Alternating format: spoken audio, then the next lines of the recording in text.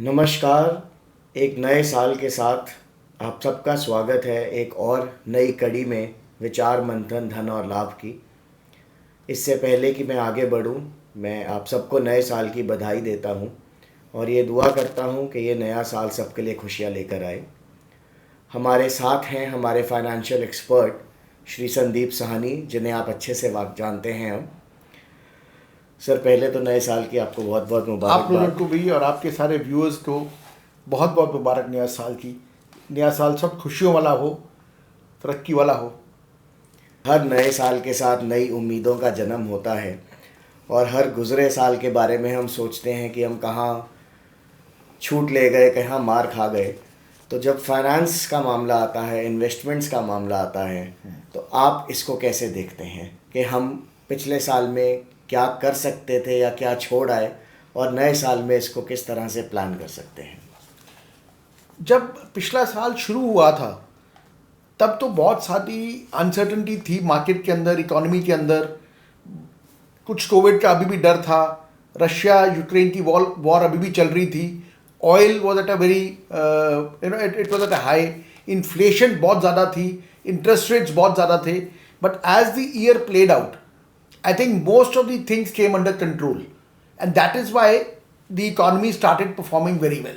अगर आप देखेंगे जो इस फाइनेंशियल ईयर में स्पेशली अगर हम बोलें या पिछले कैलेंडर ईयर में भी बोलें, so the economy has grown at a very very healthy rate. Indian economy has grown at almost 7%, which is far in excess of the growth rate in the rest of the world. So that is something which was a very big positive surprise, I will say. तो ये एक बहुत अच्छी चीज़ हुई। Inflation हमारी कम होती चली गई, ऑयल प्राइसेस कम होते चले गए, इंटरेस्ट रेट्स, हालांकि गवर्नमेंट ने, आरबीआई ने इंटरेस्ट रेट्स में कुछ चेंज नहीं किया, बट उन्होंने आने वाले समय में इंडिकेशन दिया है कि इंटरेस्ट रेट्स भी कम होंगे।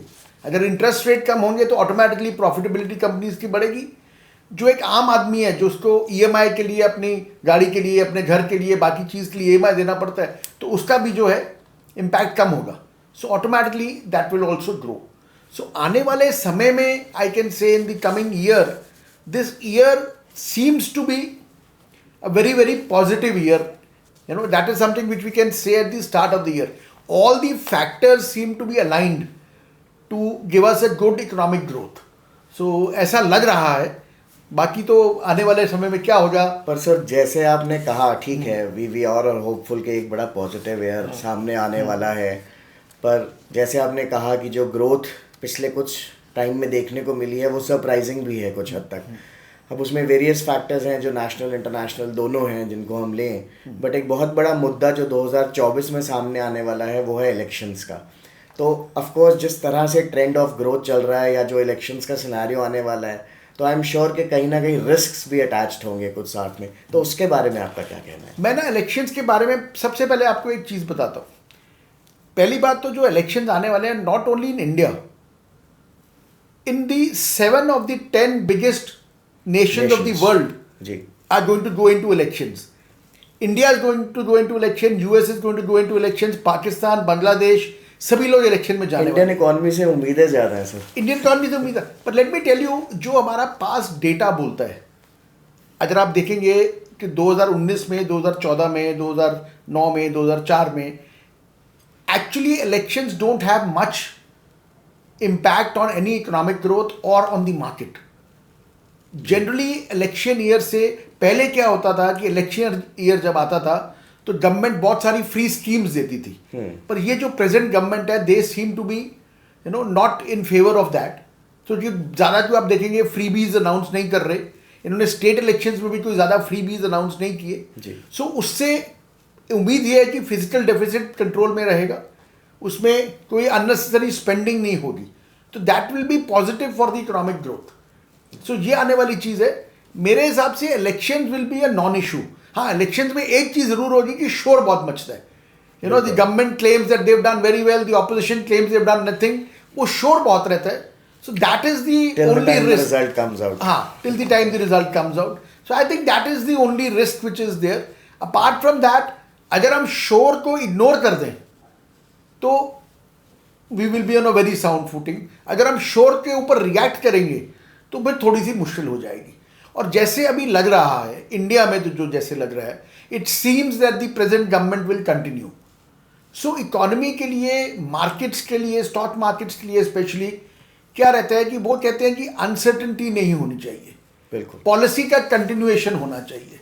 अभी जो गवर्नमेंट पॉलिसी अडॉप्ट कर रही है वो एक प्रोग्रेसिव पॉलिसी लग रही है. They are also in favour of reforms. तो अगर ये चीज़ कंटिन्यू करेगी तो I think it will be good for the economy, it will be good for the stock markets as well. So ये चीज़ रहेगी. तो मुझे कोई इलेक्शन से कोई बड़ा रिस्क नज़र नहीं इस स्टेज पे आ रहा. सर, इन्वेस्टमेंट्स या फाइनेंशियल प्लानिंग को लेकर अगर हम एक चीज़ देखें तो पिछले कुछ सालों में एक उभरता हुआ ट्रेंड देखने को मिला है. एक था कि एक व्यू पॉइंट था कि जहां इन्वेस्टमेंट गोल्ड या प्रॉपर्टी तक लिमिटेड थी, या होर्डिंग या बैंक अकाउंट की एफडीज तक लिमिटेड थी. धीरे धीरे वो स्टॉक मार्केट, निफ्टी, शेयर्स की तरफ बढ़ी. अब एक इंक्रीजिंग ट्रेंड देखने को मिला है एसआईपीज और यूलिप्स को लेके. तो इनको आप कैसे देखते हो इन trend of growth? See, SIPs are a very, very positive development which has happened in the market. इसमें, see, the best way to create wealth in the long term is to invest regularly. SIP, like एक जो professional है, एक जो नौकरी पेशा आदमी है, उनके लिए SIP बहुत अच्छा एक साधन है जिससे वो वेल्थ क्रिएशन कर सकते हैं. जी. So that is a very, very positive thing which has happened, and the SIPs surprisingly have almost doubled in in the last 3 or 4 years. The almost 50% of the total corpus of mutual funds today is being contributed by SIPs. So that is something which is very positive, which is happening. And आप देखेंगे, अगर आप पिछले 20 साल का, 25 साल का record देखेंगे, जिन्होंने भी रेगुलरली SIP किया है उनका वेल्थ क्रिएशन बहुत ज़्यादा हुआ है. SIPs help you average out your investment. SIPs help you get in a discipline into your investments. I think अगर हम एवरेज रिटर्न देखें तो 15 प्लस आ ही रहा है सिप्स में. I will say 12 से 15% का रिटर्न आ रहा है. उस रिटर्न से ज़्यादा जो है वो एक डिसिप्लिन आ रहा है. जी. सो SIP is a healthy EMI. सो एक डिसिप्लिन आ रहा है. तो वो बहुत बड़ी एक चीज़ जो है वो होती है. जैसे वो कहावत चलती थी, बूंद बूंद से घड़ा भरता है. सिप्स में एग्जैक्टली वही हो रहा है. प्रिसाइसली ऐसा ही होता है, बूंद बूंद से घड़ा भरता है. और दूसरा क्या होता है, आप एक चीज़ देखिए कि जब किसी के पास एक वेल्थ क्रिएट होती है, so the kind of confidence that the person has, and the kind of positivity which comes into their lifestyle, into their decision making, into all the other aspects, aspirations बढ़ती हैं, dreams बढ़ती हैं. वो अपने बच्चों को अच्छी जगह पे पढ़ाना चाहते हैं, एक अच्छा काम करवाना चाहते हैं. So all these things happen. This is the wealth effect which takes place, and SIPs help create that wealth effect. So I think this is a very, very healthy trend. Another thing which has happened is because SIPs now are approximately 17,000 crores, which is approximately $2 billion. तो अगर $24 billion invest हो रहा है market के अंदर through SIPs, पहले क्या होता था कि हम FPI से बहुत डरते थे कि अगर वो पैसा निकालेंगे तो मार्केट हमारी क्रैश कर जाएगी. पर अभी पिछले साल में क्या रहा कि बहुत सारी ओकेजन्स रही जहाँ पे FPIs ने पैसा निकाला. पिछले 3 महीने से उन्होंने अब दोबारा से डालना चालू किया. उससे पहले 9 महीने वो पैसा निकाल रहे थे. बिल्कुल. वो जब पैसा निकाल रहे थे तो the SIPs were there to support the market, right. So that is what was happening, which led to a very healthy growth in the market, and that is why Indian market has outperformed other markets. So that is one of the reasons why Indian market has outperformed other markets. So this is a very, very healthy thing. And जितना financialization होता है saving का, देखिए saving का क्या रहता है कि कोई भी सेविंग अगर हो, it has to beat inflation, that is the basic purpose. अगर आप कोई भी सेविंग है, अगर आप उसको इन्फ्लेशन नहीं बीट करेगी, उसका रिटर्न इन्फ्लेशन को बीट नहीं करेगा, तो आपका परचेजिंग पावर कम होता जाएगा. बिल्कुल. इसके थ्रू क्या हो रहा है कि आपका परचेजिंग पावर कम नहीं हो रहा, आपका परचेजिंग पावर बढ़ रहा है. So I think it's a very, very healthy trend both for the investor and for the markets. जी. दूसरा सर जो मैंने आपसे पूछा था यूलिप्स का, यूनिट लिंक्ड इंश्योरेंस प्लान्स का, उसमें भी आई थिंक 2 तरह के होते हैं, market based and fixed term plans. उनके बारे में आपका क्या कहना है? सर मेरा जो अपना पर्सनल ओपिनियन है वो ये है कि one should not invest in ULIPs. हम कहते हैं कि 2 चीज़ को मिक्स नहीं करना चाहिए. Insurance should be separate, investment should be separate. Generally क्या देखा गया है कि जब आप दोनों चीज़ों को मिक्स करते हैं तो इंश्योरेंस के पार्ट में जो मोर्टेलिटी प्रीमियम है थोड़ा ज़्यादा होता है अगर आप यूलिप में के थ्रू करते हैं, और जो रिटर्न्स, मार्केट लिंक्ड रिटर्न्स आती हैं वो थोड़ी कम रहती हैं. सो अगर आप दो इंडिपेंडेंट प्रोडक्ट्स लेंगे, इंश्योरेंस इंडिपेंडेंटली करेंगे और मार्केट में इन्वेस्ट इंडिपेंडेंटली करेंगे, आई think that will B far more cost effective. But people do it out of convenience. तो उनको लगता है कि बहुत कन्वीनियंट वे है तो इसलिए कर देते हैं. I think more than convenience sir, क्योंकि एक ग्रोइंग ट्रेंड है तो companies are also pushing and there is not much clarity about it. लोग सिर्फ रिटर्न्स देखते हैं कि क्या आ रहे हैं. They are missing on this part that it is basically a clubbing of two things. It's coming up to see companies will always try and push it because they make more money in that. जी. Right, so that is I think part of the reason, but data proves it, that generally the return which you will get on a ULIP will be lower than the market returns, and the mortality premium that you will pay will be higher. So it is not, according to me, it is not cost effective for the investor. Sir एक और investment जो अब underdog बन गई है मैं कहूँगा, वो है वर्चुअल करेंसीज को लेके. एक टाइम आया था जब बिटकॉइन, लिटकॉइन, एक्सबीज, ये सारे वेरी बिग बूम थे. लोगों ने इन्वेस्ट भी किया, they made good money also. आपको क्या लगता है फ्यूचर में या कमिंग ईयर में वर्चुअल करेंसीज कहीं स्टैंड करती हैं? Personally, I am not very positive about the virtual currencies and about bitcoins and stuff like that.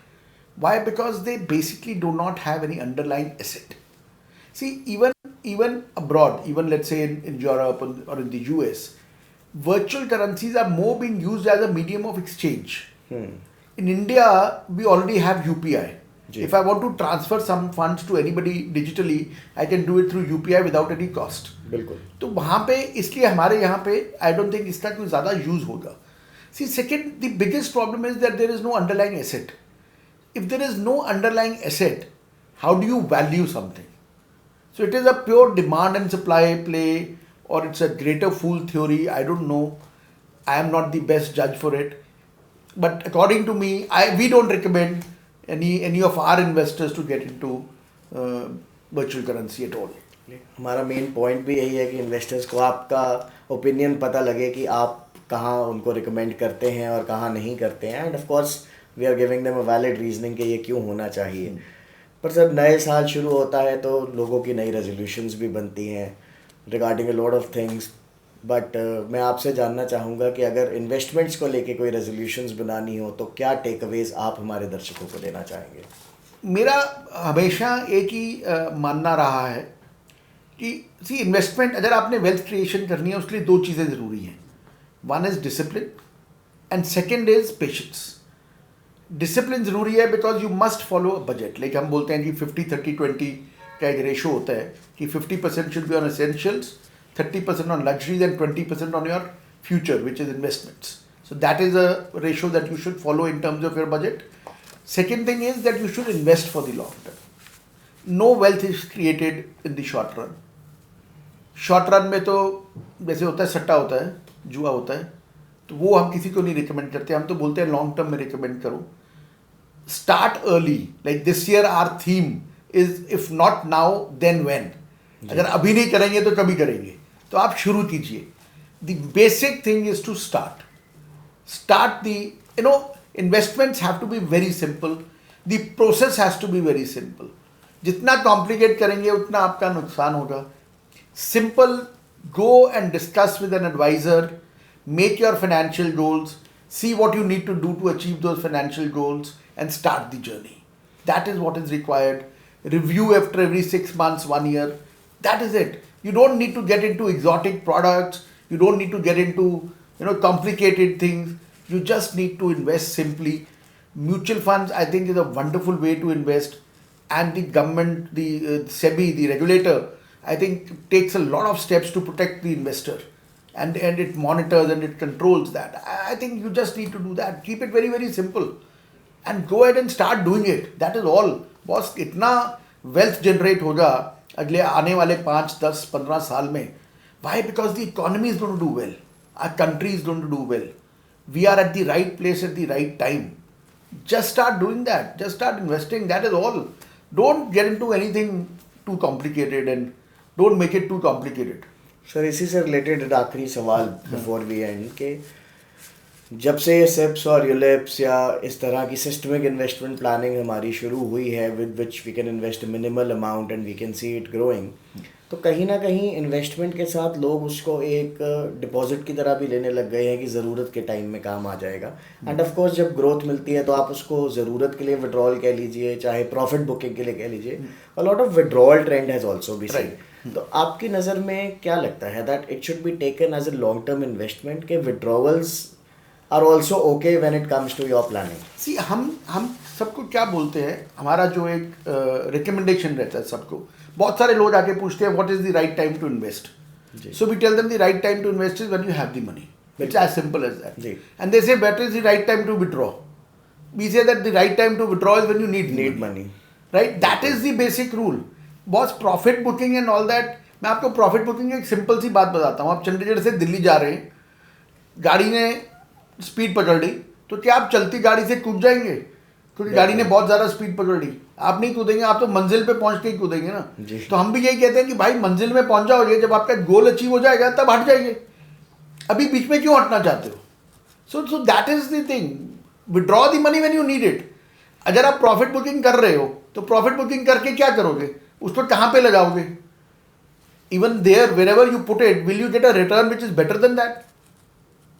बिल्कुल सर. आप शताब्दी पे जा रहे हैं चंडीगढ़ से दिल्ली, तो आप करनाल पे उतर के बैलगाड़ी में तो नहीं बैठने वाले ना. You will find another mode of transportation which will make you reach Delhi possibly at the same time. Right, so that is what it is. So why not Shatabdi? I'm very comfortable traveling in the Shatabdi and I will reach in comfort. Why should I get off? So that is what it is. I believe नए साल के उपलक्ष्य में ये कुछ बहुत ज़रूरी tips हैं जो हमें संदीप सर ने दिए हैं. और मैं ये उम्मीद करता हूँ कि आप लोग भी नए साल में खुशियों के साथ साथ बहुत सारी वेल्थ ग्रोथ एक्यूमुलेट करें. आप इस सारे से बेनिफिट कीजिए. एंड हम इसी तरह आपके सामने आते रहेंगे अपनी अगली कड़ियों में नए टॉपिक्स के साथ. आप लोगों के भी अगर कोई सुझाव हो या कोई पर्टिकुलर टॉपिक्स हो जिनके बारे में आप चाहते हो कि हम संदीप सर से डिस्कशंस करें, तो प्लीज़ हमें कमेंट्स में लिख के ज़रूर भेजिएगा. आज के लिए इतना ही. डॉक्टर अनुभव, हिंद जनपथ. I will just like to add with one thing, repeat one thing in fact, that if not now then when. आप अपना प्रोसेस शुरू कीजिए and have a great year and happy investing.